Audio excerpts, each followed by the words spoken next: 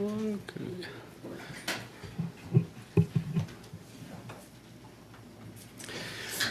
Committee members, we have a quorum. Given the quorum, I call the meeting to order. And as you notice, our clerk is ill today, so we have a temporary clerk. I will ask her to introduce herself. I'm Vanessa Davies. Nice to see you all. Yes, welcome.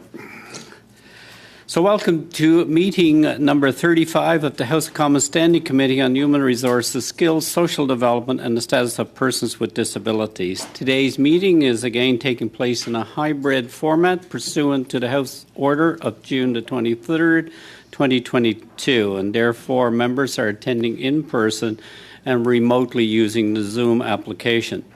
To ensure an orderly meeting, I would like to make a few comments for the benefits of the witnesses and members. Before speaking, please wait until I recognize you by name. For those participating virtually, please use the raised hand function. Before speaking, click on the microphone icon to activate your own mic. When you are done speaking, please put your mic on mute to minimize interference. For those in the room, if you wish to speak, please get my attention by raising your hand, and the microphone will be controlled by the Proceedings and Verification Officer. The clerk and I will manage the speaking order with those that raise their hand when they go through. You may speak in the official language of your choice, and I would ask you to get my attention if translation services fail, and we'll suspend while they're corrected. I would also ask members and witnesses to speak slowly for the benefit of the translators so they can do an adequate interpretation. Should any technical challenges arise, please advise me and we will suspend for a few minutes. I will also remind those attending that and those virtually that screenshots are not allowed of the committee's proceedings. Pursuant to Standing Order 1082 and the motion adopted by the committee on Thursday, February the 3rd, 2022, the committee will resume its study of supporting Black Canadian communities initiatives. I would like to welcome our witness for the first hour to begin our discussion with 5 minutes of opening remarks followed by questions. The Network for the Advancement of Black Communities, Emmanuel Melays, if I get it wrong, please correct me. And Group 3737, Louis Egar Jean-Francois, Chief Executive Officer. And Black Business Initiative, Rustam Southwell, Chief Executive Officer. So we will start with Mr. Melays for 5 minutes, please. And I will advise the witnesses as well as members that when your time is getting short, I will advise you. I will simply refer to 10 seconds, and I would ask you to conclude your remarks. So we will begin with Mr. Melays for 5 minutes. Mr. Melays, you have the floor.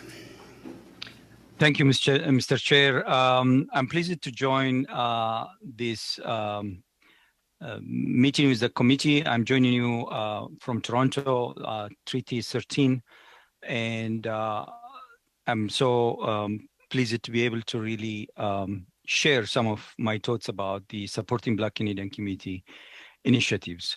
The Network for the Advancement of Black Communities, it's a national organization. It's a systems change focused organization that does a lot of convening, knowledge mobilization, capacity building, research and policy.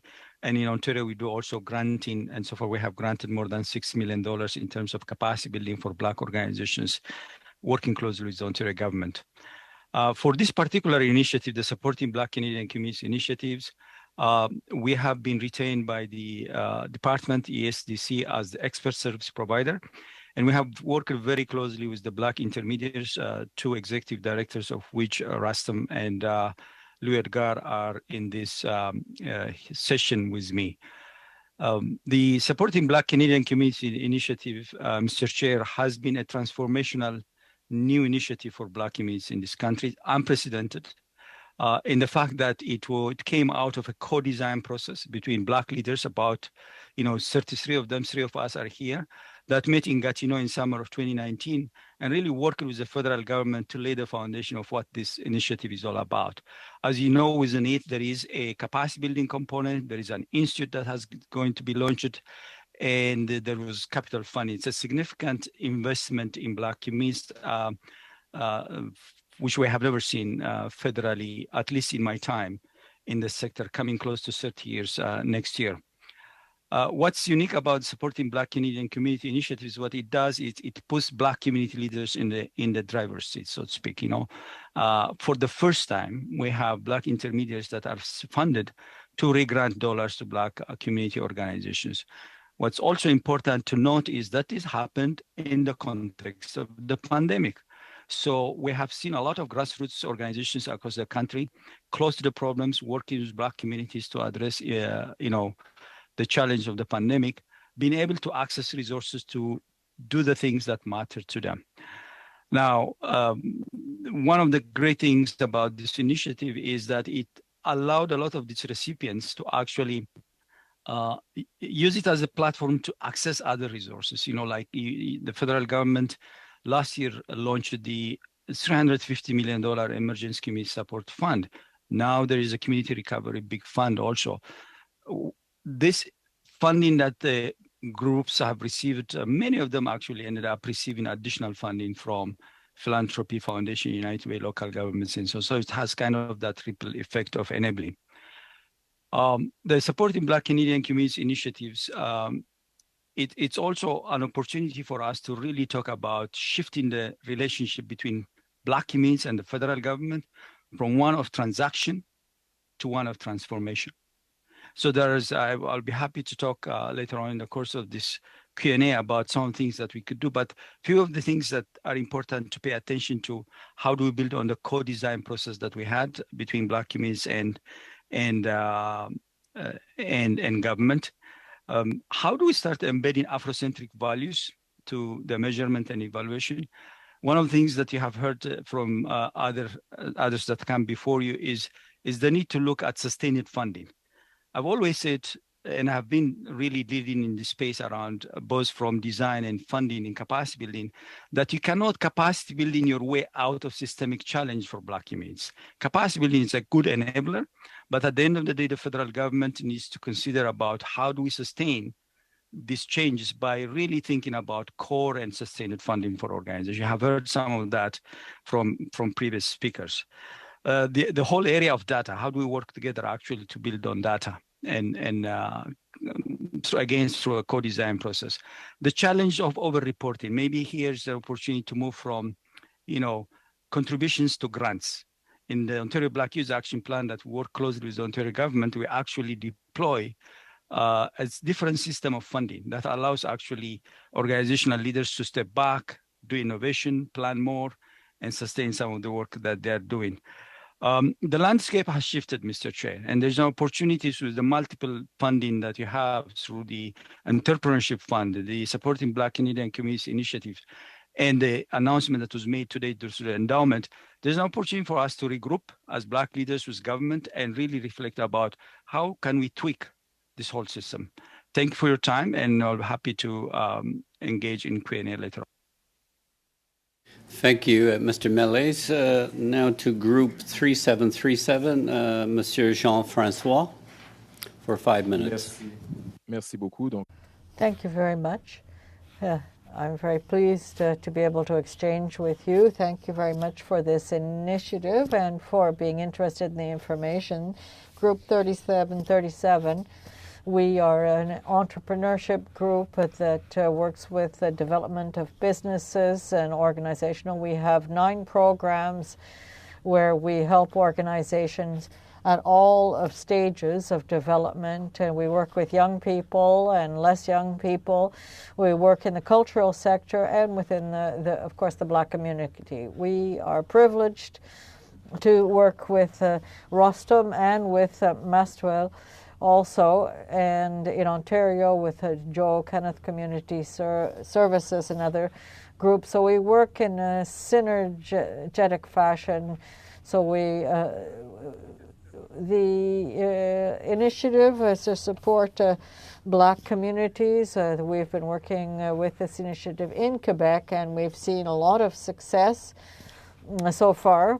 We're talking about building of strengthening capacity, and we've been able to work with intermediary organizations to really reinforce the governance, increasing human resources capacity, as well as the diversification of revenues. What's important for me today is to speak to you about statistics, so you can see the impact that this initiative has had on Black communities, but also on the organizations, on the nonprofits that support these communities. So as you know, this initiative was set up in the recognition of the United Nations declarations to recognize people of African descent, and it's supported by the federal government. So we have the privilege to 3737 to be one of the 4 organizations to be able to implement and to have constructive leadership for this initiative across the country.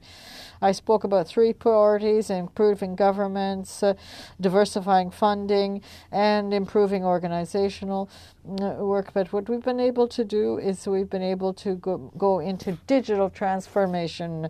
And in 2022, one cannot forget that the digital aspect is very important to make things much more efficient in terms of our support that we can offer. As of today, we went from 58 to over 200 groups, and we have been able to distribute, and this is $8.6 million that have been in partnership with the ESDC for the strengthening of capacity for these groups. And we've also been able to set up a national congress based on the capacity building, where we were able to have the 206 organizations, not only those supported in Quebec, but also organizations that come from outside, from Ontario, as well as from Halifax and from other areas across Canada.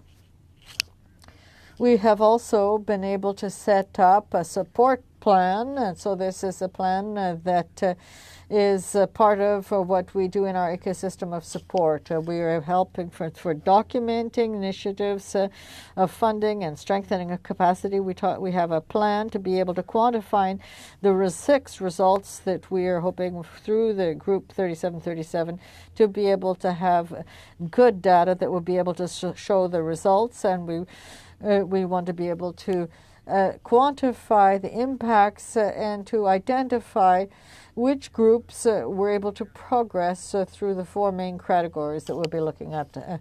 So today, as I was saying, we're looking at the total financing of $8.6 million of funding that the groups and the group from 3737 will be able to help with distributing this funding. So there has been a rigorous process set up with applications and those through the different groups, and then there was a selection of the organizations. So we had individual meetings with each organization, and they went through the first phase of the application, and then we went through the due diligence to analyze each and every one of the projects. We signed memorandums of understanding with each group, and then we went ahead with an evaluation. These organizations had to do their own evaluation, so we developed a digital tool to be able to help them with that.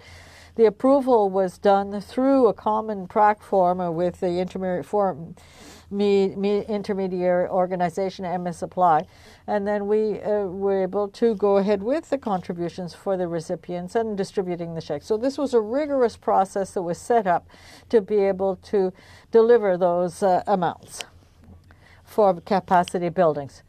When we're talking about the 6 results that we're looking for, first result we were looking for was the increase of capacity for these 206 organizations. So there was 1.8 organization for these groups. We have 6 employees, staff, to help these nonprofit groups so that they can have personalizing coaching. And we have a digital platform for supporting these organizations. Second result is the improvement of, and this is more than 30 workshops and our National Congress to be able to bring these supporting organizations together. So we did a tour where regionally, so would be able to ensure that we had an equitable division. So this was through 6 Quebec divisions,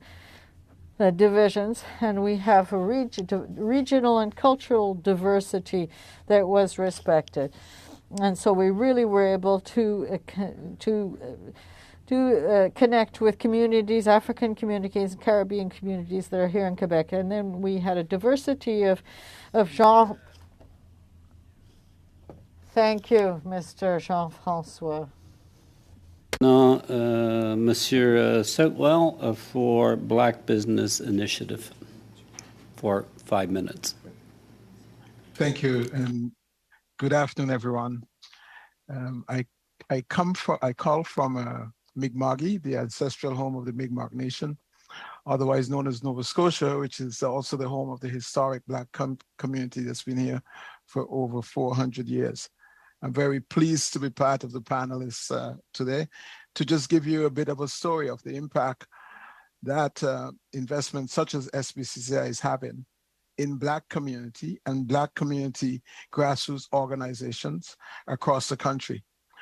The BBI is a targeted business development initiative created in 1996 in the province of Nova Scotia to address the unique needs in the African Nova Scotian community. The idea was for us to change and impact the Nova Scotian and Canadian business landscape by promoting and assisting development of Black-owned businesses, aspiring entrepreneurs, as we help them accomplish that through a cohesive framework of several goals and initiatives, such as economic independence for individuals, improved standard of living and wealth creation, career options for youth, and pride in communities. We believe our purpose to be changing lives by enabling economic independence. After 25 years, we've seen a considerable amount of success, and which is one of the key reasons why we were selected as one of the intermediaries for the SBCCI. We were investing in agencies and organizations such as the Black Loyalists to help them develop their museum by creating grants and investments, even the Africville Church, Black Cultural Center, and the youth organization known as Hope Blooms. So we've done the work that's necessary as an intermediary, not only providing access to the capital, but providing the wraparound services and other kind of consultant initiatives as well. So in terms of being part of such a exemplary group that's created results in a short space of time, as Louis Edgar has outlined, and working with others like Emmanuel and Raymond with Tropicana, as well as the Africa Center, we've actually seen a successful outreach to grassroots communities. Louis Edgar has pointed out his numbers over 200, and we have similar numbers in Halifax as well. We've done over 250 projects across the country with about 8.5 million as an investment, direct investment in organizations who otherwise wouldn't have had the opportunity to get funding. And what we're seeing, and we saw that last week at the presentations, is folks are now sufficiently competent to create their own sustainable strategies in terms of governance improvements, quality of their organization, but also in going for funding for other agencies. We do that in several ways. The sub-agreement holders, we have some 60 plus of them who we've invested in wraparound services to help them improve the delivery of their services on the ground and strengthen their organizations. We've also gone ahead and created a base camp, which created a platform for several hundred of the organizations we invested in to problem solve and discuss issues created out of that, hence getting a better quality of Black organizations on the ground servicing their communities. The project at BBI has supported is really similar to the ones that Louis Edgar has identified: diversification of funding resources, strengthening the organizational governance through leadership, stewardship, continuous growth, communications, and transparency, to help these organizations have a balance and compete equitably in the business and not-for-profit community. You see, we are not only helping organizations develop, but we are filling the gaps where Black organizations and community have found it difficult to compete. In fact, the world is in the fourth industrial revolution, the digital age, and in many cases, our organizations are left behind. And we also had the opportunity to use digital capacity resources. We've actually helped organizations, for example, who did not have charitable status. We've invested in organizations who would do that, because many of the grassroots organizations are without charitable status, and we know that that can make a better capacity based on where those organizations would end up. We see the SPCI and the work that BBI does as a bit of an advocate and a governor for these organizations. Seconds, Mr. Sotwell. Thank you. Where we can support organizations across the country. And we've done that in several different areas, and we will continue to do so. So we believe that this initiative is not only groundbreaking, it is also impactful, and it is definitely transformational. Thank you, Mr. Sotwell. Anything you may use in your answers to questions during the questioning round. We will now begin the first round of questioning with Mr. Dalton for 6 minutes. And please indicate who you're directing your question to. Mr. Dalton. Yes, thank you to all the witnesses for sharing your experiences and your insights. It's very much appreciated. Last week we heard in this standing committee testimony from witnesses that said it's not enough for government to throw money at us as if anti-Black racism is over. Do you agree with this sentiment, and what are some ways that government can better support Black Canadian communities? And I'm going to just maybe give each of the witnesses maybe 30 seconds or so just to share some thoughts on that. Maybe start off with Mr. Southwell. Okay. Okay. Let's see if my mic is on. Well, maybe that's a good choice for me, because one of the things that I said in our community most of the time, what we see is that folks believe that money is the problem, but the problem is not money. It is the bigger issues of marginalization, suppression, racial inequities as well. And in order to solve some of those, you have to solve the broader good rather than only using the strategy of money. So I believe that this initiative is a start. The initiative that was announced by Minister Hussein this morning is another way as well. But what you're seeing is that for one of the first times, actually, is we were recruited because of the work that we are doing on the ground, the capacity that we brought to the table, and the examples and strategies that we can give. So I believe it has to be both. You need a solid, consistent, and sufficient investment, and you need skills of organizations, transferable skills of organizations who can then coach, mentor, and support the strategies of grassroots organizations so that they can be accepted into delivering this type of service as well. C'est beaucoup, Monsieur Jean-François. Est-ce que vous avez... Thank you, Mr. Jean-François. Do you have any comments?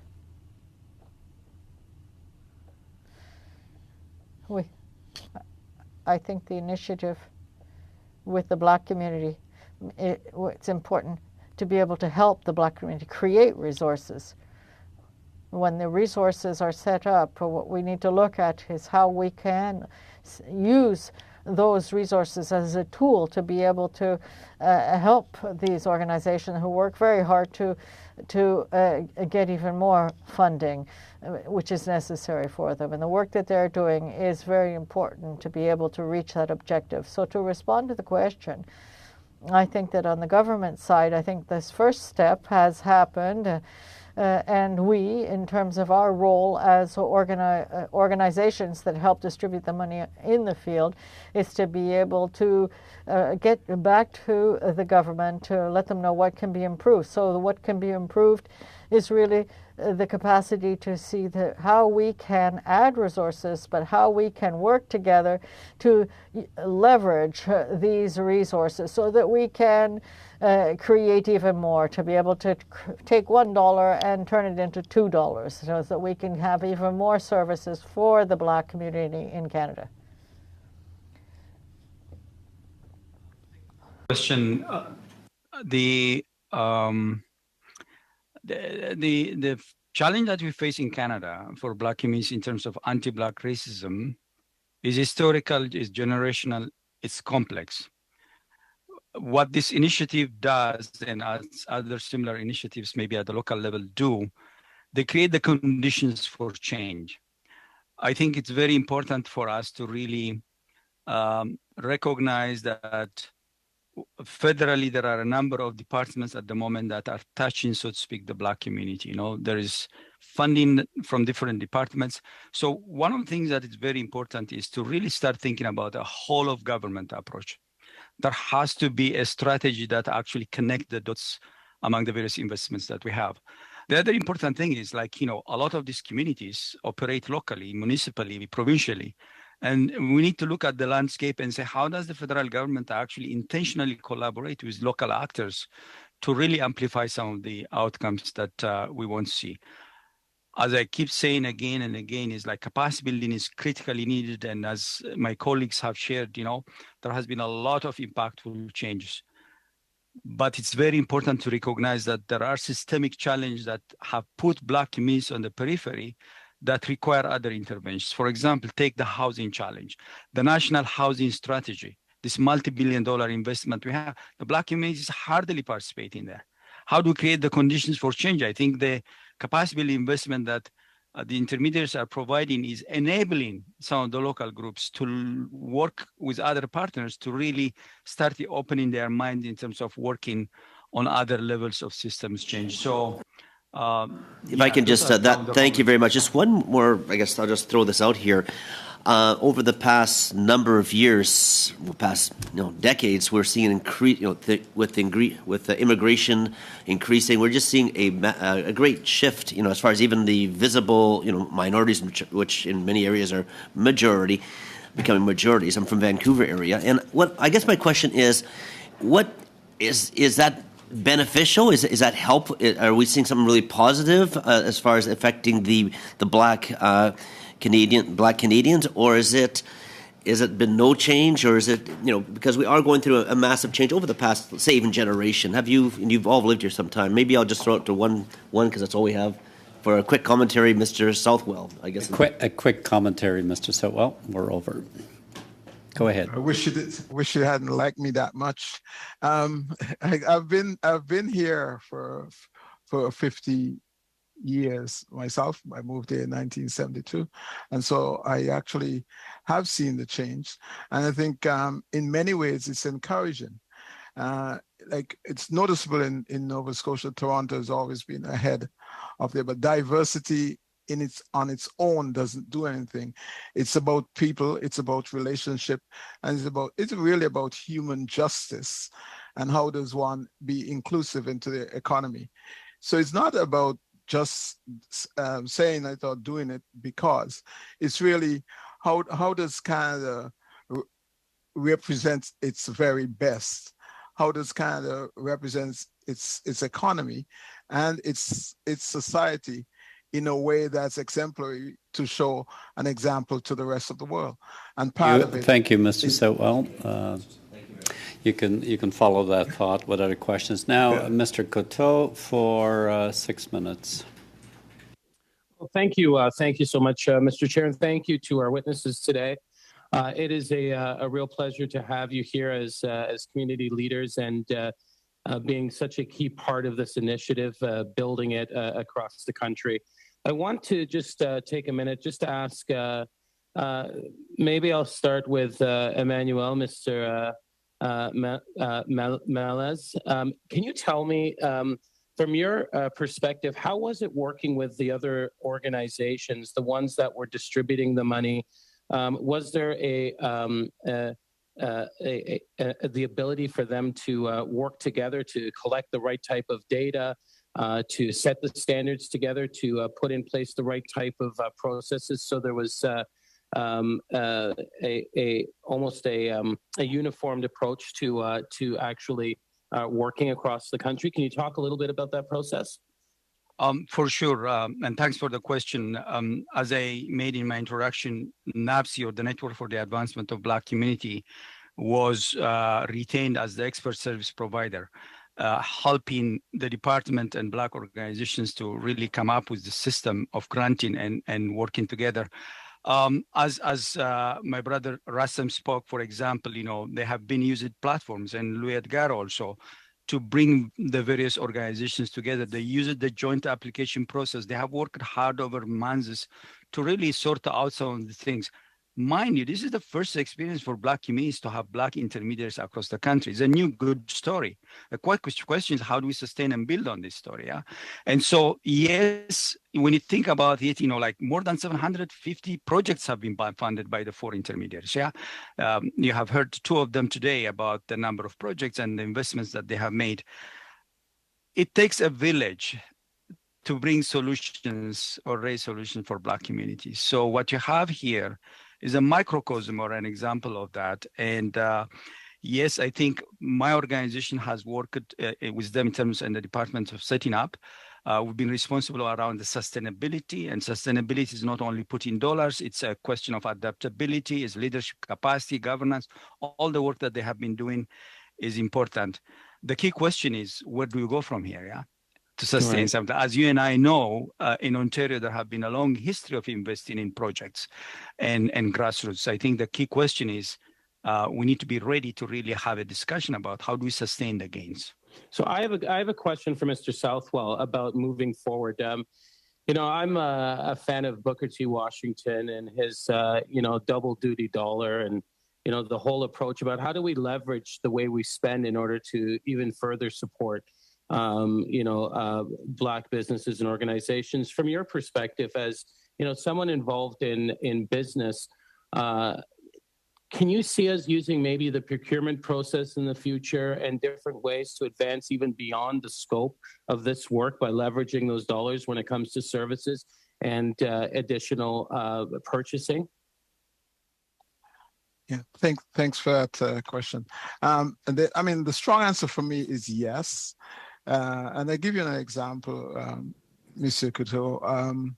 We've been in existence for 25 years, the BBI. We were always in the downtown center.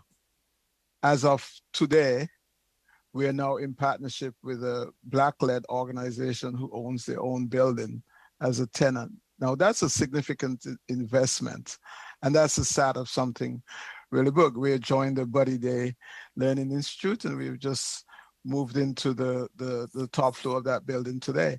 And so the wealth creation and the spend, it's really doing double duty. When we say we're changing lives by enabling economic independence, that is a start so we can actually use the funds and invest so the dollar that circulates in our community lasts a bit longer. That's one quick example. But we also have to change the way we think about how we do. Sometimes we actually are not sure if we should use suppliers for our own community. And my thing is, let's give them a chance and let's support them as well. And if they don't perform a second or third time, then there's enough reason, but we have to provide that opportunity as well. So we've seen that that change, and those are some of the examples, just in the interest of time. Yeah, thank you so much, and I appreciate that. Mr. Chair, do I have another minute? Seconds. Mr. Jean-Francois, thank you so much for the work you're doing. I just wanted to find out from your perspective, what was one of our, really big wins through this project, and maybe what is one of the areas that you can see us as a government, as members improving when it comes to the long-term building of this project? So you can answer either way. Okay, well, I'll say, well, there's many wins. I think one of the big wins is first is the fact that you have four organizations, five, I would say, organizations that came together with the government to put together and to deliver a program. It's this synergy that we've been able to build together. That's the first thing. The other thing is the other win is being able to bring actually the organization that we supported through this initiative. I mentioned 206 here in Quebec, but in total, I think we're close to 700 in total across Canada. So it's the fact that we've built communities of practice, right? The organizations are working together to synergize and make sure that first they learn from each other. And that's a way to leverage actually the financing, the resources that was allowed for their evolution. So I think in terms of win, the big win is being able to put together all of these organizations to work and to deliver services to the Black community across Canada. I think that's the big win that we feel from this initiative. It would be a shame in terms of resources. I know that this initiative and this program ends officially on March 31st, 2024. I would say let's find a way, right, to make sure that this continues above and beyond. And a big way to do that is really to make sure how can we work collectively to parentize these four intermediate organizations and Emmanuel's team to kind of continue this work beyond. We have a work to do on our side to see how we can leverage this financing, as I mentioned earlier, but how can we work collectively to sustain this initiative for it not to be dependent on government, on public funding? How can we leverage that together and make sure that it continues? Thank you so much. I appreciate your time. Thank you, Mr. Chair. Coteau. Madame Chabot, pendant 6 minutes. You have 6 minutes, Madame Chabot. Thank you very much, Mr. Chair. Thank you to the witnesses for your presentations. So my first question will be for Mr. Jean-François. I have a few questions initially. You said that in the third year, if I understood what you said, you said you have been able to support 206 groups. So how many were rejected within the applications? There were 2 calls for proposal, and there's going to be a third coming. In the calls for proposal, the first call, there were 40 organizations that were chosen and were supported. In the second call for proposal, there were 43, so that is a total of 83. What's extraordinary is that with respect to the availability of resources, there were resources that were made available to organizations that were rejected in the first call and as well as in the second. So when the 206, you have 83 organizations that were selected, and the others, there were 123 organizations who were what we call over-subscribers. They applied. They weren't accepted initially, but they were able to apply again to get support from. Yes, thank you. My second question is, and I'm talking about Quebec, but this could also apply elsewhere. So Mr. Southwell, who also has an intermediary group, for these groups that are managed by the Black communities. Has that changed anything for the positive? The fact that there were the intermediary groups beforehand, this was ESDC that administered the program. So how has it been an advantage to have these 4 intermediary groups be involved? Well, the main thing is that we are well aware of the reality in the field of these organizations and can better serve the Black community. So this means that there's been a quality of service, and in terms of support and the capacity to accompany, we understand their reality, and we also understand the reality of the Black communities, the people that they serve.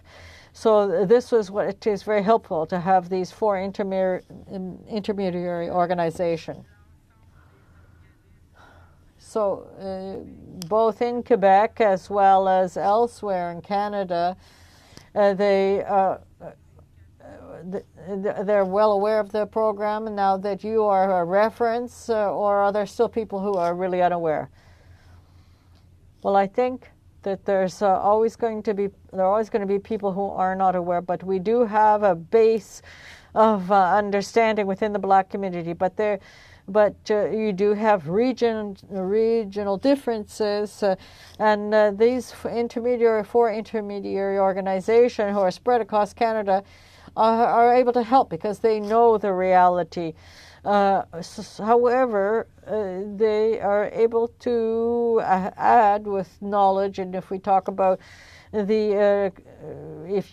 the territories, for example, there are certain realities within the territories that we really don't know well enough in terms of regional realities. So there are some elements, but if you look at the percentage in terms of comprehension, I would say it's to 85%, but there's still more information that we need, and that's why it's important that we work with the data so that we can get better knowledge and we'll be able to work in a much more efficient way. So you're saying that one advantage is that you were able to create a national congress which allowed people to come together and to exchange their best practices. So you're saying that there's 6 staff members and that are able to analyze the projects and help support the group. So these 6 staff people, so that I can better understand the initiatives, do your 6 employees, are they paid through the initiatives itself as an intermediary group? Yes, that is right. So they are paid by the initiative, yes. One last question. In Quebec, we would call this the question that kills. You said that you are the eyes and the ears of the government. So my question is, are you also the eyes and the ears of the members of the Black communities within the regions? Absolutely. Yes, in fact, that's why we are ensured that there is a regional distribution so that we can ensure that there will be support for all organizations, no matter where they're located. So to answer your question, it's yes, we consider that we are the link between the federal government and between these organizations so that we can best serve them and that they can best serve the Black communities. But I hope that you're also able to maybe the link between the Black community and the government. Yes, absolutely. Yes, we work in both ways in terms of communicating. And we want to be able to ensure that there's a better understanding on both sides. And that's how we really want to be able to work, to be able to help and to solidify the work, yes. Thank you very much, Mr. Jean-François and Madame Chabot. Madame Zirilla. Chair, and my questions, I'm going to start with Mr. Melez.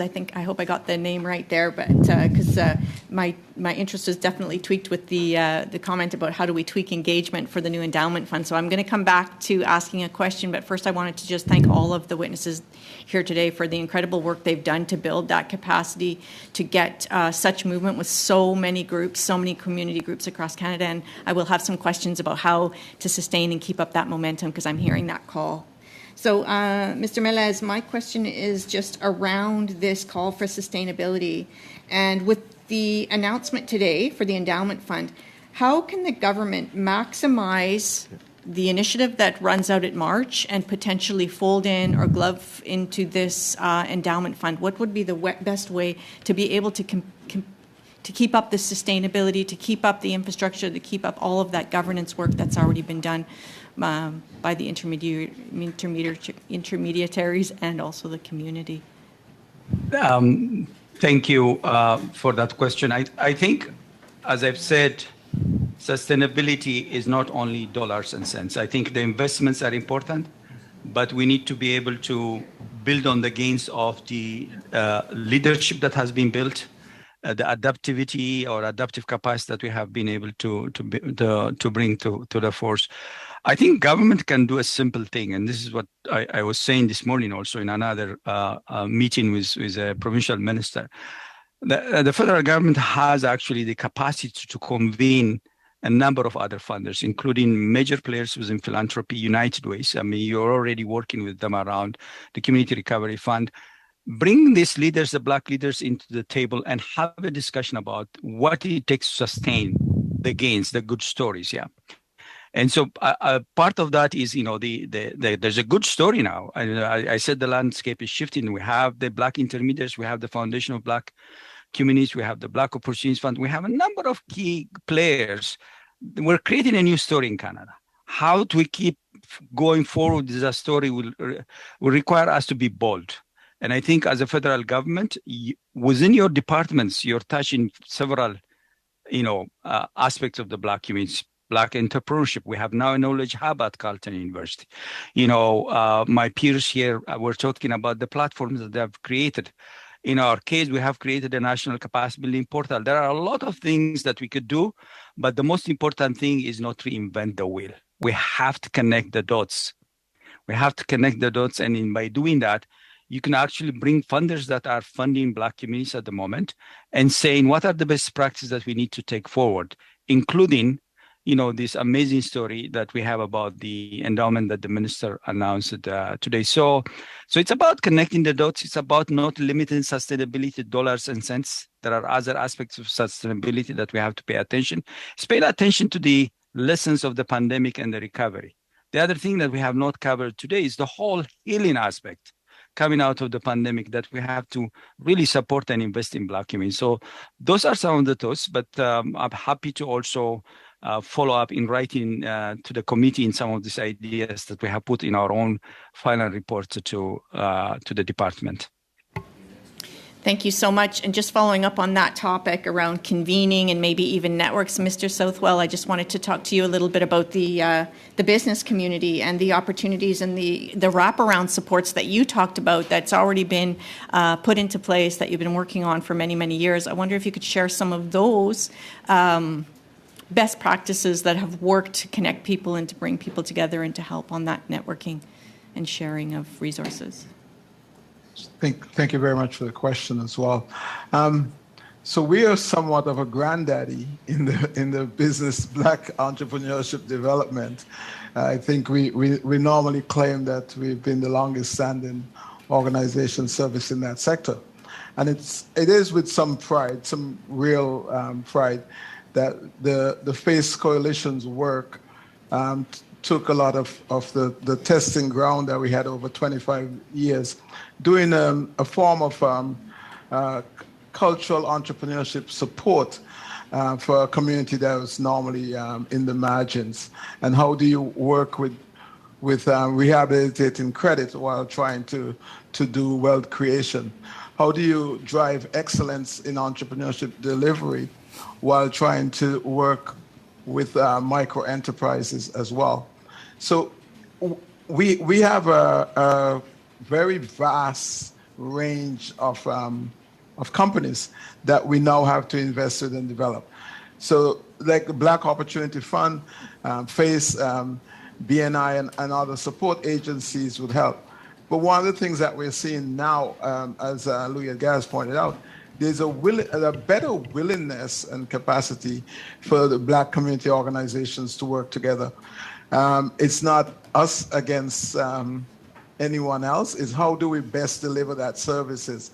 And we understand that there will be some overlap, some competition, but for the most part, it's really putting those best practices on the ground, using the investment and being very rigid with rigor with how we do those things as well. our success extend to the work that we've done with community organizations. I mentioned the Black Loyalists, Black Cultural Center, and others, African Nova Scotian Music Association, and those areas. That kind of cultural tourism, those type of strategies. 10 seconds, Mr. Sitwell. Will always make a difference. That's my passion, as you can tell. Yes. Thank you. Now to Mr. Leipert for 5 minutes. Mr. Leipert. Thank you, Mr. Chair. My question would be to each of our witnesses today. I'd like you to outline work that you have done looking at other countries and how other countries, do they have similar programs? And it doesn't have to be necessarily just for the Black community, but other programs or other countries' programs, and how successful they've been, what we could learn from them, and then measure our particular allocation of dollars versus some of those other kinds of programs in other countries, because it's always hard to determine a level of success. You know, I'm not suggesting that you're saying this, but you know, the fact could be that if an organization was granted a particular sum of money and one job was created, that organization could consider that to be a success. So how do we benchmark? And to me, benchmarking something like this would be good to compare it to maybe similar programs that are happening elsewhere in the world. So I'd like each of you to comment whether you've done that kind of work internationally. Maybe I can get us started. Thanks for the question. A lot of the work around capacity building in terms of best practice actually came from international development work. And without going very far, south of the border here in the United States, there have been big foundations that have actually invested for almost 25, 30 years in perfecting the art and the science of capacity building. When the intermediaries came together and the department with Black community leaders came together, NAPSI, my organization, was able to bring some of those best practices to actually inform the design of this entire initiative. So the Black intermediaries that you see today, they are building from best practice of many intermediaries that have done this work specifically around capacity building granting. And I'm talking big foundations like the Ford Foundation, the MacArthur, the Kellogg's, and other foundations that come together in a network called GeoMakers or Grant Makers for Effective Organizations, geofunders.ca or .org. My organization is part of that network, and those best practices that are informing capacity building, the understanding of capacity building, the organizational cycle that organizations went through comes from that practice. Within Canada, there's also a lot of knowledge body of practice there. I think one of the things that we could do as the next phase of sustaining this is coming together, and that's why I like the Congress that Group Transit organized in Montreal that brought together more than 200 leaders to really exchange lessons learned. Yeah, at the core of systems change is actually collective learning. So I think we can come together and build standards, minimum standards around governance, around leadership, around evaluation, data, and so on.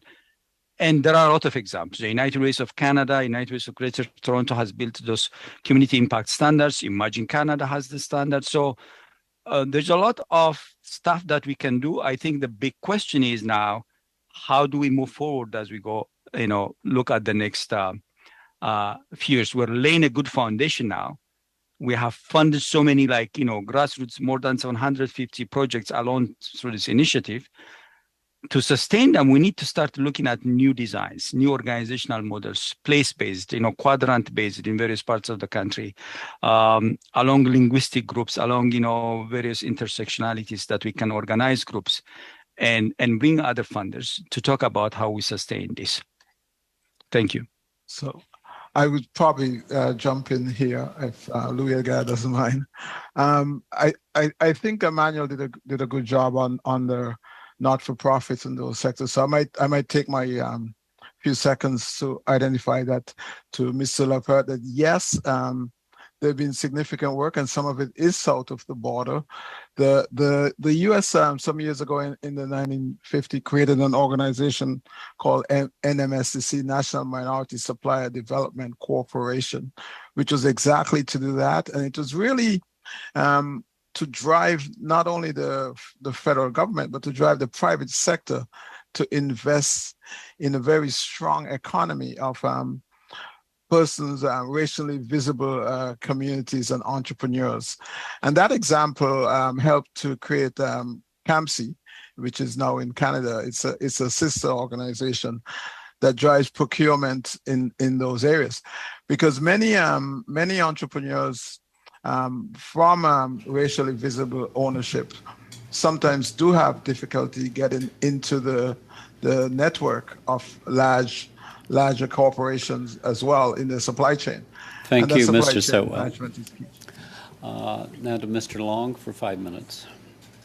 Thank you, Chair. Good afternoon, colleagues, and good afternoon to our witnesses. Thank you very much for your presentations. My questions will be for Mr. Southwell in Halifax. And first and foremost, I hope Fiona wasn't too bad for you, Mr. Southwell. You made it through okay?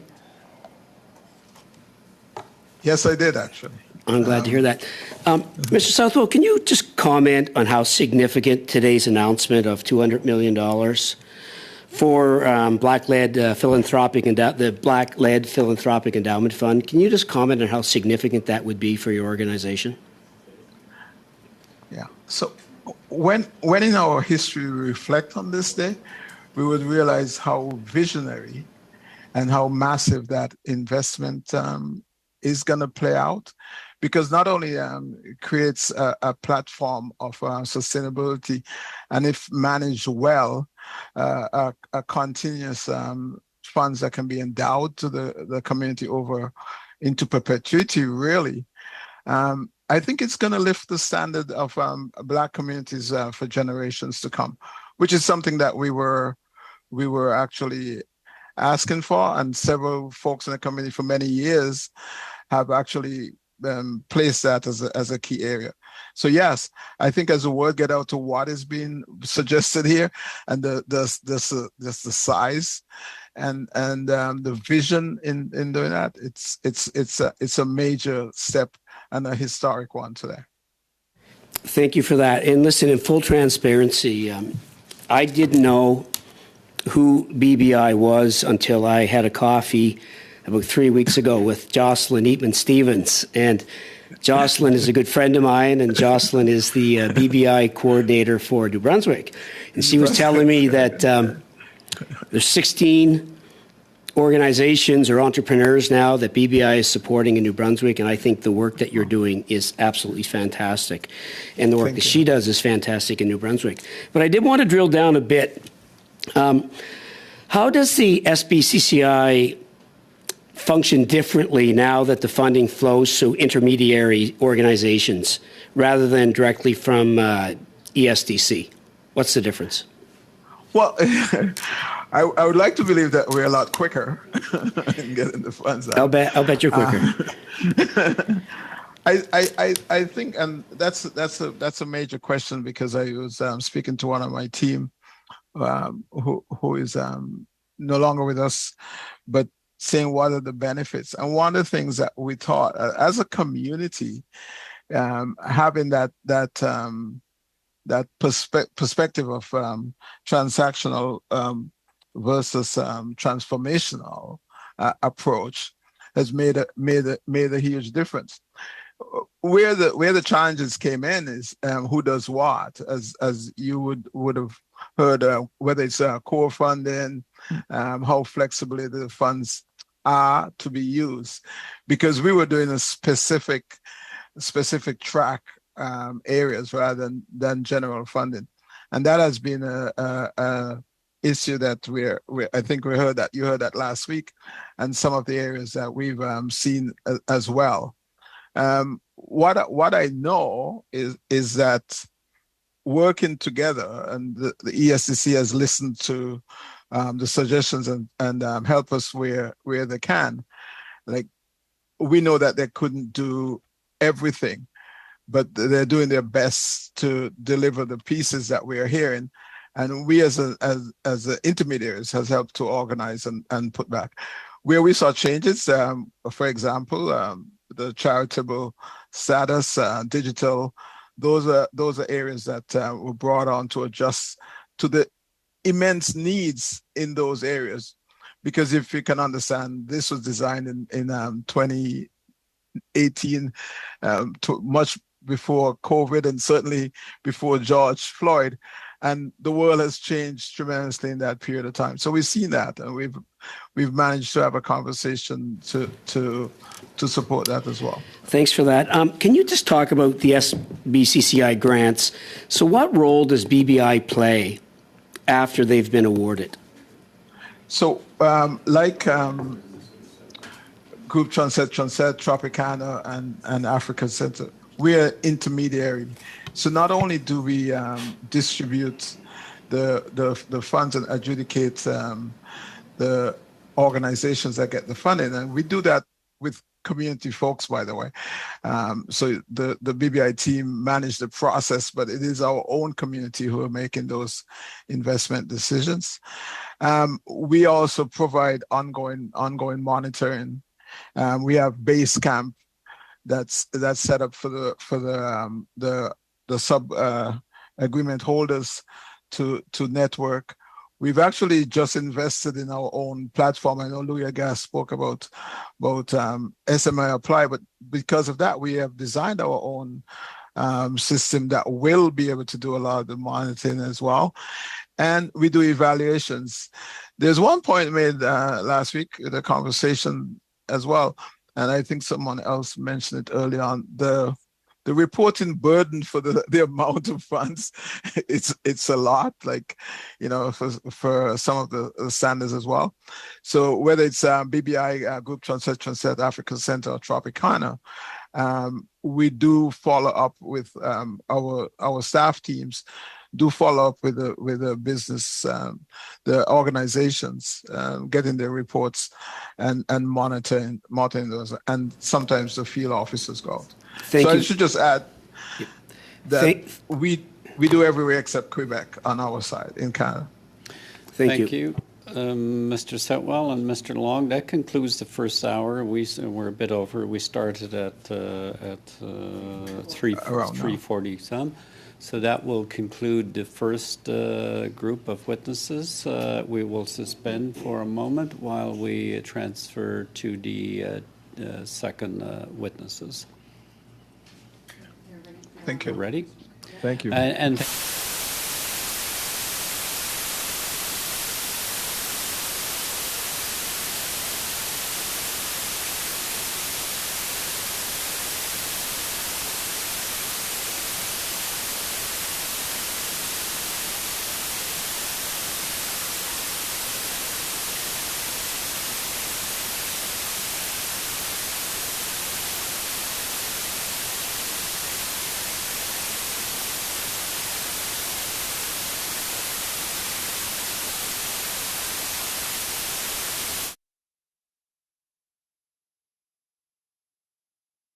we'll resume. We will resume. We'll resume the committee hearing on Black Community Study, and with us we have Mr. Hedgie from the Africa Centre and Mr. Salmon from the Ontario Alliance of Black School Educators.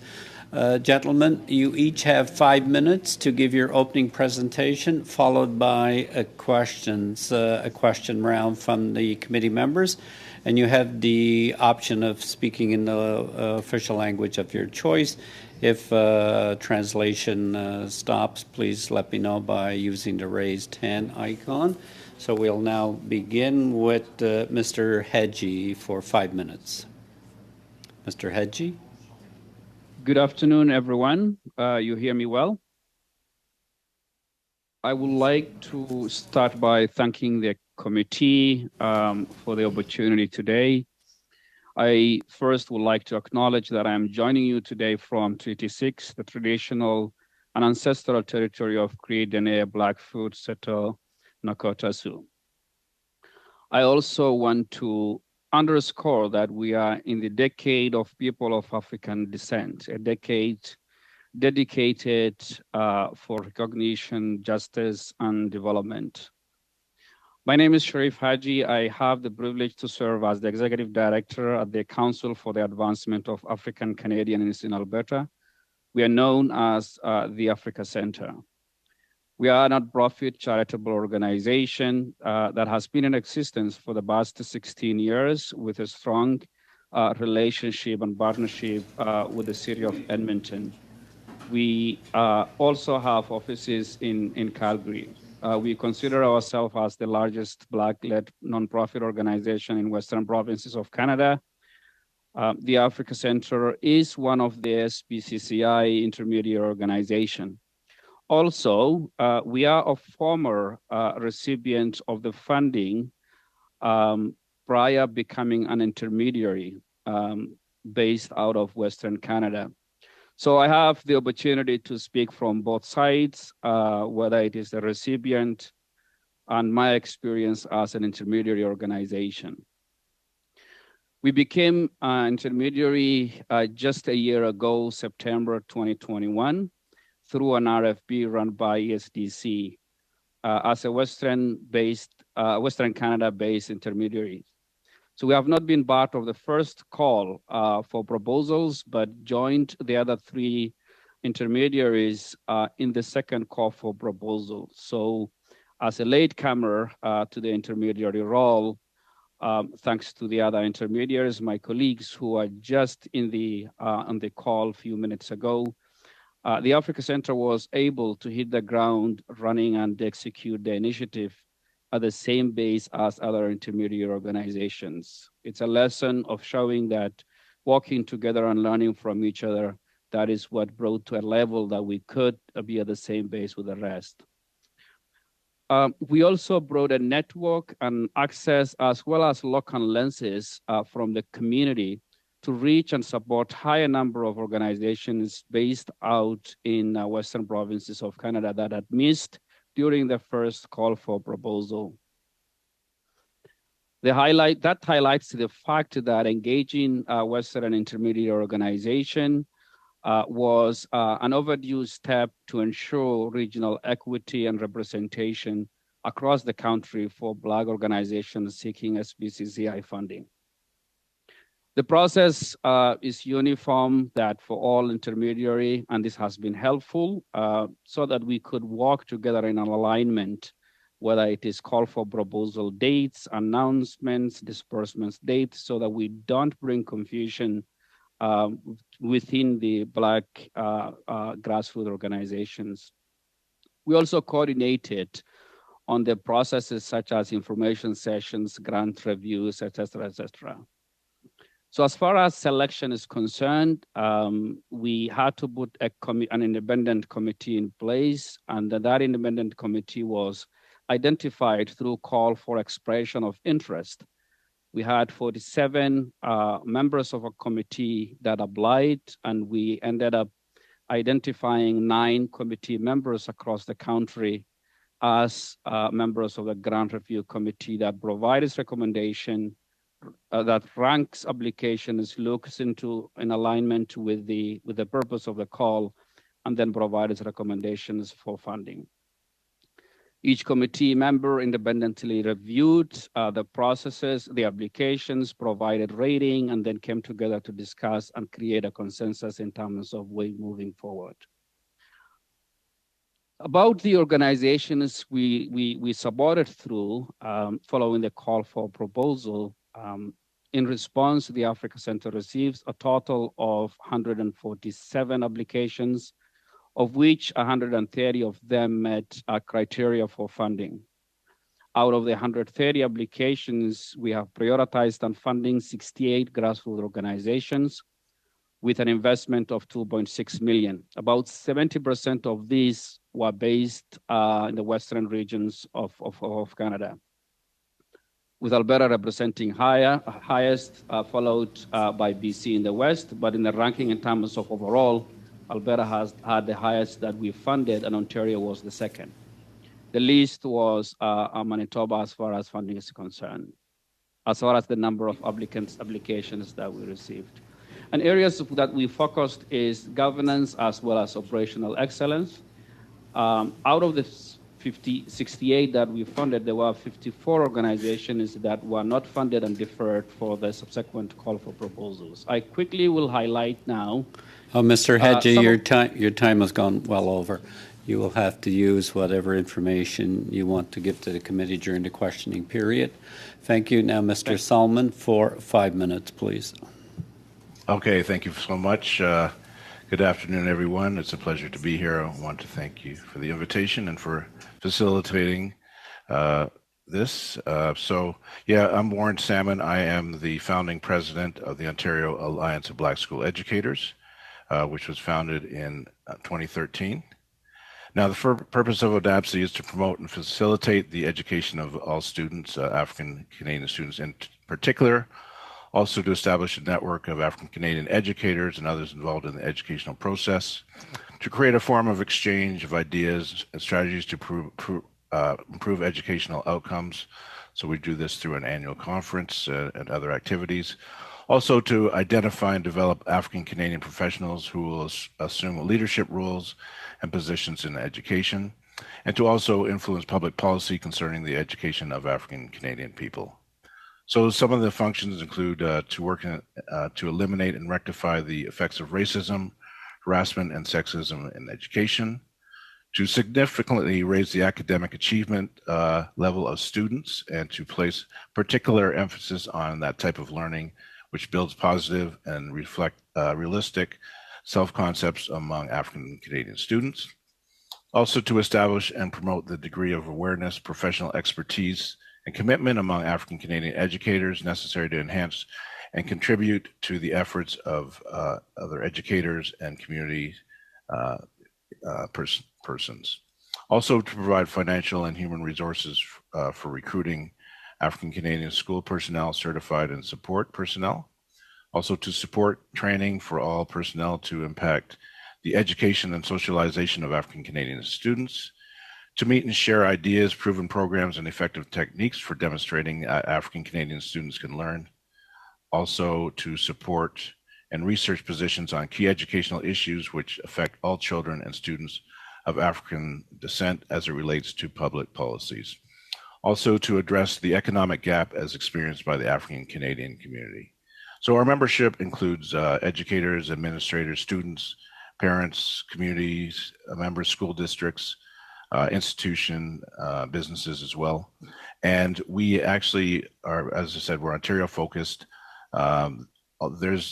Before we were founded, there were a number of Black educator networks in numerous districts, and we've given them a seat on our board that includes districts in Windsor, Toronto, Peel, Durham, York Region, and Ottawa right now. And we're actually a provincial affiliate of the National Alliance of Black School Educators, which is based in Washington, D.C. And we also have a sister organization, the Nova Scotia Alliance of Black School Educators.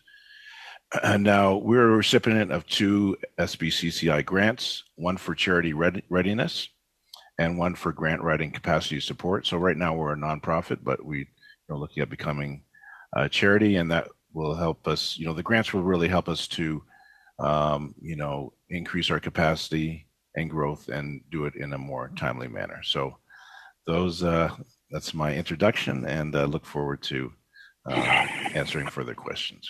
Thank you, Mr. Salmon. You're under the time allocation, which is great. We will now proceed with one round of questioning, 6, 6, 6, and 6. 4 to 6 is good. Thank you, Chair. I want to thank the witnesses, actually. Madame Gladue, sorry, I forgot to introduce you. That's okay. Thanks to the Chair and thanks to the witnesses for appearing today. We have heard some testimony so far that talked about the importance of specific funding aimed at Black entrepreneurship. because there are so many difficulties with applying to the general fund. We heard about the importance of education. And so my first question will be for Mr. Hadji. I know it's important to have this kind of funding for Black entrepreneurs. In my riding, we had a recipient who was a pharmacist from Nigeria who ended up starting a medical facility and then brought in 3 doctors and has a pharmacy that supports our palliative care system in Sarnia. So, it's amazing things can happen. But you were a recipient and now you're an intermediary. Why is it important to have that intermediary organization?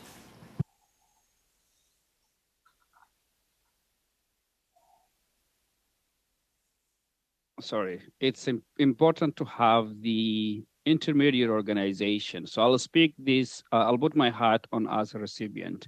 And it was easy for us to work with Tropicana, which was the intermediary that funded us, and receive funding that supports our operational excellencies in the area of HR, in the area of systems management, our data management, and related stuff. And that was significant for us to be able to build a capacity where we can fund. As far as intermediary is concerned, that is the element because of it is quicker for us to be able to get the funding. It is easier for us to be able to reach the funder, and it is easier to discuss in terms of eventualities that we face based on the agreement that we sign with the intermediary organization. That nimbleness, that flexibility, that understanding of the local nuances is quite helpful in terms of making the changes that are needed for us to be able to achieve the objectives that we needed to achieve through the funding. Very good. And Mr. Salmon, you talked about the need for Black school educators. Can you share with the committee some of the best practices that you have encountered that you think the federal government could help support? Sure. So I think one of the things, one of our main activities is hosting an annual conference that brings educators from across Ontario and actually across Canada, the US and other parts of the world to really actually share best practices that are going on in education, to share, we face a lot of the same challenges, in school districts within Ontario that are districts are facing across the country and other countries. So really, sharing ideas to really help us to really address these issues and concerns is really, I'd say, one of the best practices. It's something that, we could definitely use support for. And I've actually been contacted by educators from across the country, in BC, in Alberta, again, they're looking to how they can better organize and put together, organizations to really help support students and educators. So that's one thing that comes to mind. I think that,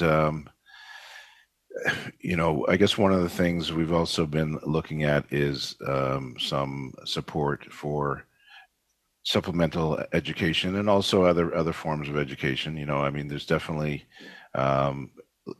looking at some of the stats in terms of student achievement in a lot of the public schools. It's been definitely, there's a lot of room for improvement, but there's also, are some examples of other, initiatives that are getting great results. So I think that's something else that definitely could use some support and very good.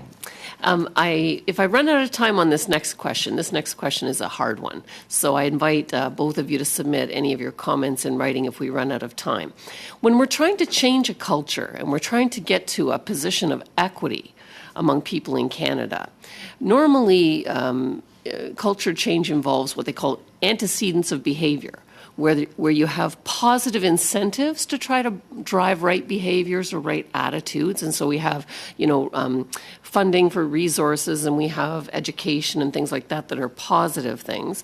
And then you should have some negative consequences that discourage wrong behaviors or wrong attitudes. And we don't really have much of that here. And then it's very important how you measure your progress. So today we're measuring things like the amount of dollars of funding and the number of training courses and things like that. But what should we be measuring? And are there carrots and sticks, positive and negative things that we should be putting into place to help accelerate our path to equity? A short answer, and then probably, as Madame Gladue pointed out, if you could follow up in detailed written response to her question to the committee. But go ahead, Mr. Haji. Yeah, I think government sets the tone, and then the systems that we have quite a number of puzzles that needs to be linked together. So in this case, this was kind of like from my perspective, a tone setting by the government. And there are other players in the field. The Calgary Foundation is reaching us to work with in terms of supporting Black-led organization on the operational side of dollars. The Edmonton Community Foundation is doing the same as we speak now.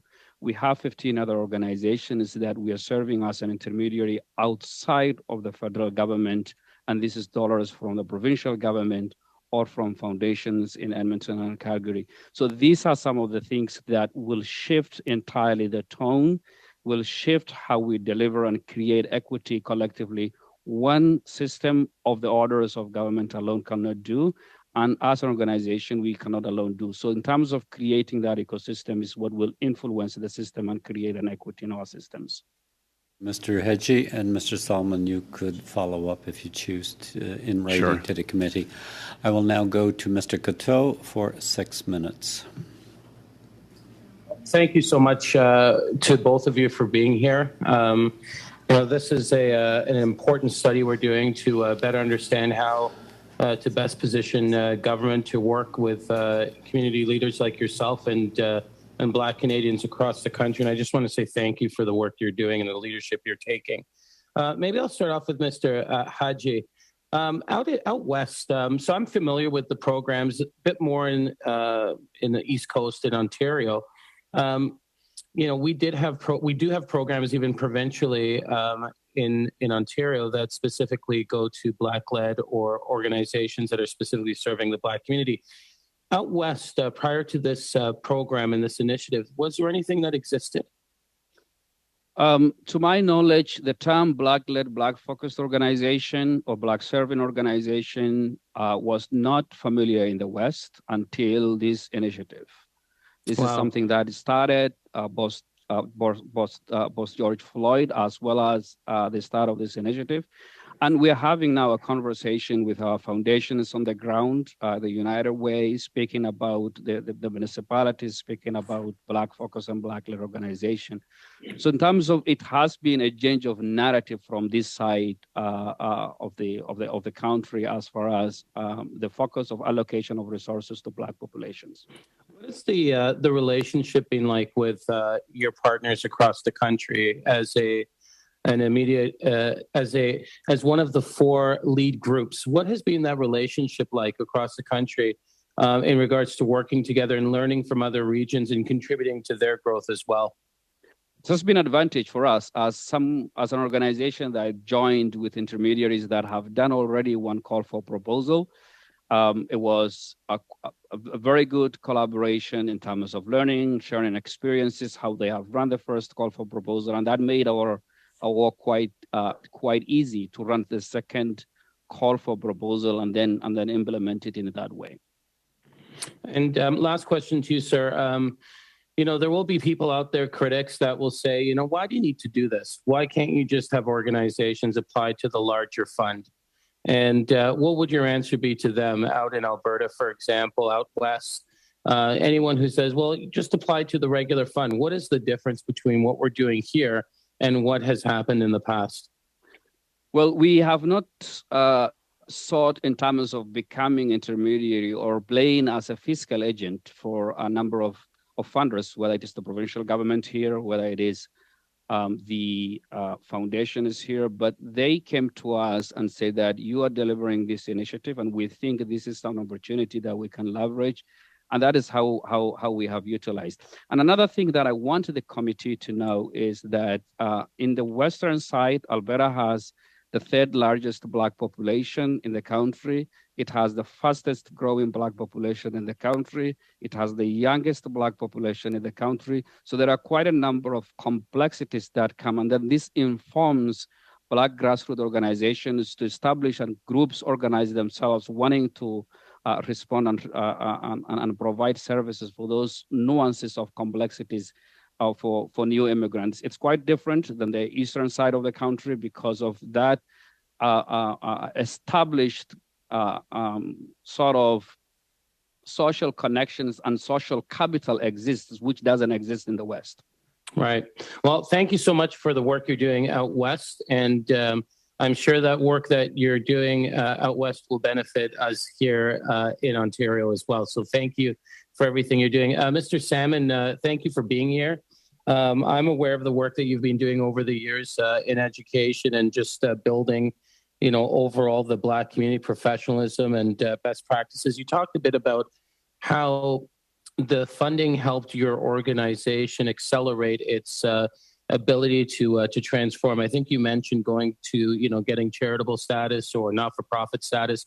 How much time is an initiative like this saving you in the long term? Are we talking about years of acceleration to get to where you need to be? Is this speeding up the process of you doing even better work for, essentially for young Canadians, right? Yes, so definitely. Well, thank you for the invite and for the questions. So yeah, definitely, it's really the financial resources will really help accelerate things. I think, by a few years. I mean, otherwise we would have to, because we're a nonprofit, it's we haven't received a lot of funding. We're, generating funding through our initiatives. So this really helps to move us forward. I'd say, yeah, by a few years, and really, which will really better position us to serve our students, our teachers, our families, in Ontario. Well, I think that at the end of the day, the most important message here is that, under regular circumstances, it would be very difficult for organizations that may, be the same size as yours, very grassroots, community-based, community support. I know a lot of the resources come out of the volunteers that work for you to get things done. So I think the big message here is that we have literally hundreds of new organizations that are tapping into federal resources to deliver programs to community. And we heard from last week from one of our witnesses that out of all the foundations in Canada combined, for every $100 they spend, about 7 cents goes to support Black community and Black-led organizations. And to me, that's just a shame. I think there's a lot more we could be doing to build if the right resources were there. And I would suggest that there's a systemic piece of play if that's the situation. I think my time is up. Mr. Chair, is that correct? Mr. Couteau, if either witness want to comment on your comment, they can do it in their answers. No, your time is up, Mr. Couteau. Your time is up. I took the time from the witnesses. Thanks, guys. I appreciate your time. Madame Chabot, pendant... Madam Chabot, you have 6 minutes. Thank you, Mr. Chair. Thank you to the witnesses. Thank you for your commitment and for all the work that you do. Mr. G, you said that you were retained in the second round of intermediary groups. And what I've noted is I expect that this responded to a need. You said that there were 130 organizations that were more than qualified for, and there were 68 that you retrained. So what was stopping and why were you not able to fund the 130? Is it a lack of financial means? Thank you very much. It's a good question. Yes, it was basically lack of enough financial for us to be able to provide for those who the 54 that we have not funded yet, which deferred on our list and still didn't get any funding.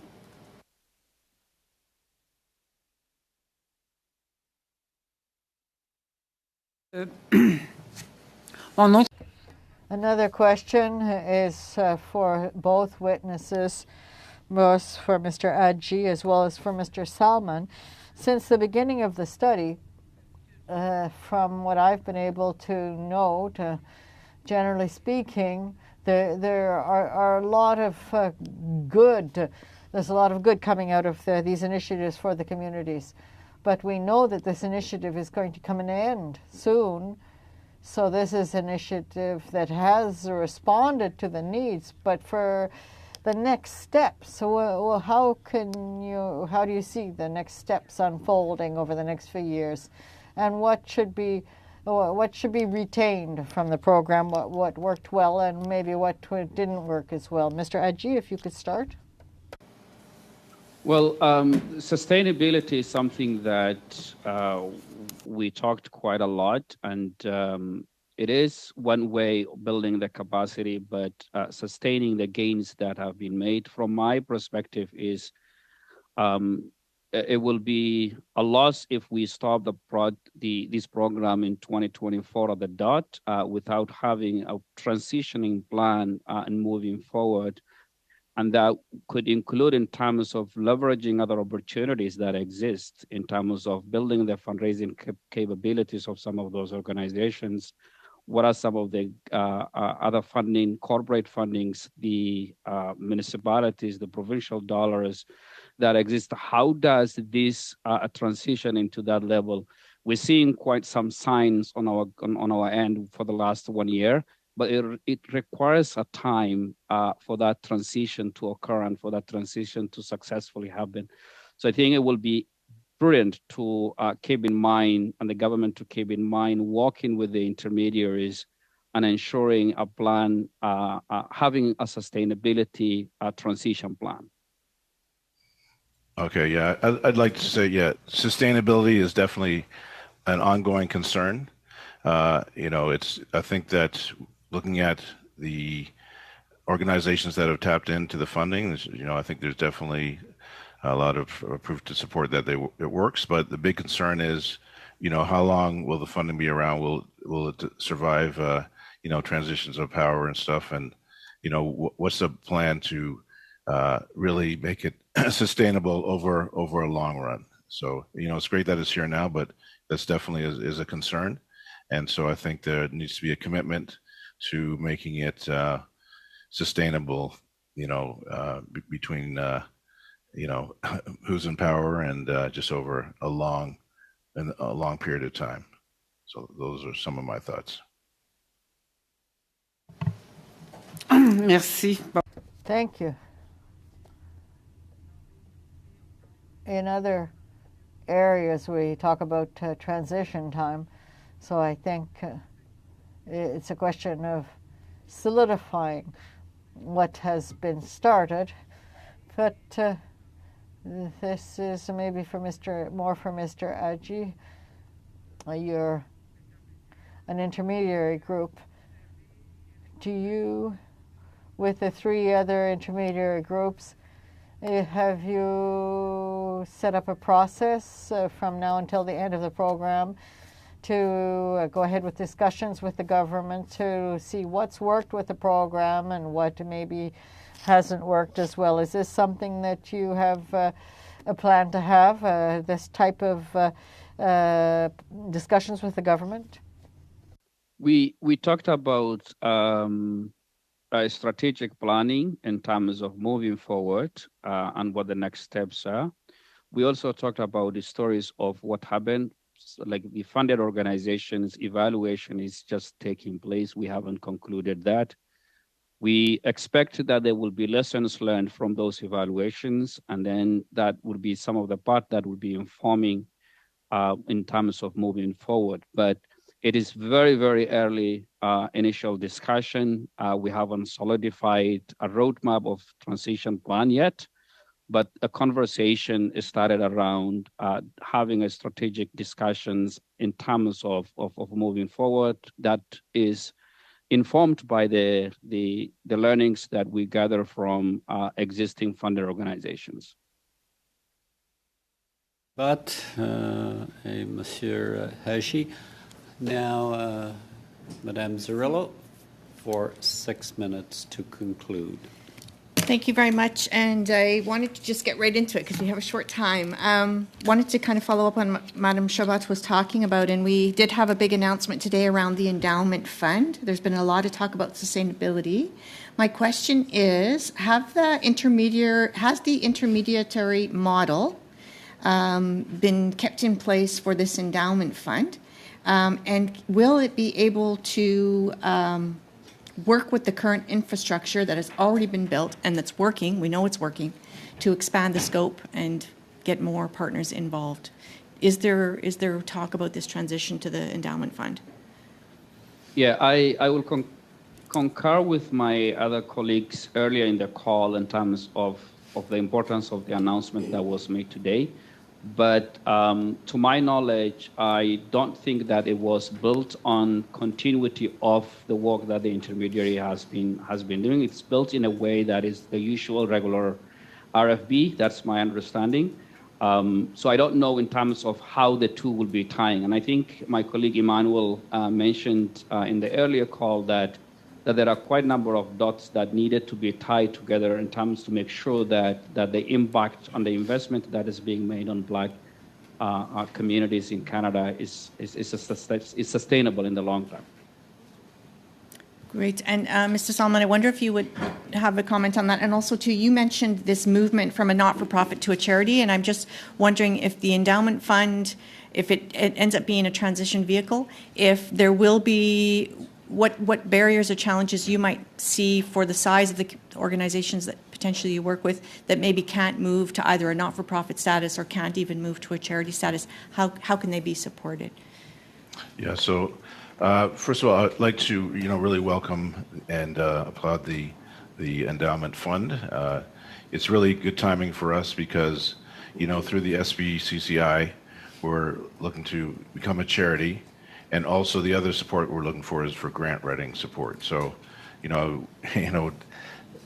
we'll definitely look to apply to the funding. So this has really helped to better position us and to potentially access these funds. For other organizations that are smaller, I think that there's different stages of growth. We've been a volunteer organization, and the hope is that through the funding that we're receiving, we can help to hire some staff and just grow and to really better position ourselves, to really serve our constituents. But I think that if there's also some things that can help the smaller entities to really accelerate their growth and really make them better position them to really serve their constituents and provide services, I think that would be very helpful as well. Right. I'm going to ask a quick question because there's always intersections, and this committee also does a lot of work with persons with disabilities. And I know actually MP Dalton and I were up at a event recently where we were working with the Black community and persons with disabilities as an intersect. And I just wonder if there's any organizations that you've been working with over time you could share with this committee, because we do have a study coming up around disability. We want to make sure that we capture that. And I wanted to close out by saying if either of you have comments that you'd like to share, I'll just step back and that'll be my last bit of time to share with Mr. Haji and Mr. Salman to put their comments on the record. All right. Go ahead, Mr. Salman. Yeah, as far as disabilities, I could really maybe submit that to the committee at another point in time. No one really comes to mind, but there is there are a lot of different organizations that we do work with in different capacities, and but again, I just want to thank the committee and the government for these efforts to really help to support us and to help us grow and really help support for the Black community. It's long overdue, as Minister Koto alluded to. It's the percentage have to be more reflective, and so I think there's still work to do to get us to that point, but really applaud these efforts and hope that can continue to work towards that. Thank you. Thank you to the question on the intersectionality. It is something that we deal on people with disabilities one side, but other intersectionalities as well, whether it is sexual orientation or whether it is other religious beliefs and all those kind of things within the Black populations and their diversity. So I will be able to provide some organizations that we have funded through SBCCI, those who have the mission of providing services to people with disability. I'll provide that to you via email. The only other piece that I wanted to add that I was not able to capture is that despite our effort of reaching Black-led organizations in the West, there is still a gap that exists, and I wanted to highlight that because we want to cover as many as we can. There is still a gap in the Western provinces of Canada, as there were very fewer uptakes in some provinces, such as Manitoba. When you compare it with the rest of our provinces, even population is considered. So such kind of regional inequity is something that we need to start and then looking into in terms of addressing it. So I wanted to highlight that. That was something that I wanted to highlight in my first 5 minutes. So I'll use the opportunity to highlight that. Thank you, Madame Zerillo and Monsieur Salmon and Mr. Hadji for your presentation. That concludes the witness round of questions for the committee. Thank you. I would just remind the committee Thursday's schedule as it sits. The first hour is to hear from the final group of witness. Sorry, Wednesday. Correct. Thank you, Rip. I always know Mr. Leipert will correct me. Wednesday, let me say, the next committee meeting this week, first round will be to conclude the witness presentations. Second round will be second hour will be drafting instructions on the report, as well as anything else you want to bring. With that, seeing no further business, I move the meeting adjourned. Thank you, committee members, and thank you, witnesses, for your time presenting today.